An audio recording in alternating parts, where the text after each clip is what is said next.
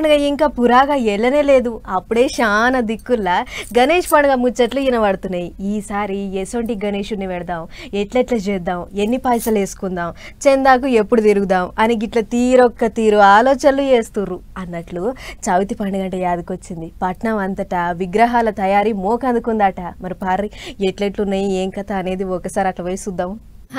పట్నం అంతటా వినాయక విగ్రహ తయారీ పనులు జోరందుకున్నాయి. చవితి పండుగ సరిగ్గా ఇంకో నెలనే ఉంది కాబట్టి సరిపోను బొమ్మలు తయారు చేయాలి అని కళాకారులు రికాం లేకుండా పనిచేస్తుర్రు. చిటిపోటి బొజ్జగనపేయాల కాడ నుంచి షురు చేస్తే పెద్ద పెద్ద భారీ గణేషుల దాకా అన్నిటికీ రంగులద్దే పనిలో ఉన్నారు. ధూల్పేట్, ఉప్పల్, నాగోల్, కీసరా ఇంకా ఎదిలాబాద్ దిక్కు పెద్ద పెద్ద కొట్టాలేసి పగలు రాత్రి అని చూడకుండా మెరుగులు దిద్దుతుర్రు. ఇప్పటికే ఆడాడ ఆర్డర్లు కూడా వస్తున్నాయట.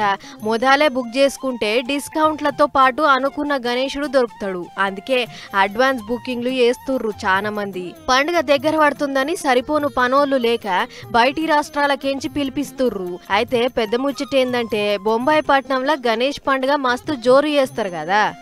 అట్లనే మనతన కూడా అసొంటి బొంబాయి గణేష్లను తయారు చేస్తుర్రు. ఈసారి ఆ గణేష్లకు గిరాకీ ఎక్కువ ఉంటది అనేది తయారీ చేసేటోళ్ళు అంటున్న ముచ్చట. ఇక ధరల ముచ్చట్లకొస్తే ఎత్తు బట్టి ధర ఉంటదన్న సంగతి అందరికీ ఎరుకున్నదే. అంటే రంగు, రూపం, అడ్డం, పొడుగు ఎంత ఉంటే అంత ధర అన్నట్లు. అట్లా 5-6 వేల కాడ నుంచి మొదలుపెట్టి 5-6 లక్షల దాకా గణేష్లున్నాయి. బర్కత్పూర్ లో మట్టితోని బడా బడా గణేష్లను చేస్తుర్రు. గిట్ల ఓ దిక్కు పట్నంలో బోనాల పండుగ ఇంకా పురాగా ఒడవక ముందే గణేష్ల పండుగ వాతావరణం కనబడుతుంది. మరి ఈసారి పండుగ ఎట్లెట్లయితుందో ఏమో గాని మునుపటి కంటే ఈగింత జోరుగా చేయాలని చూస్తుర్రు అందరూ.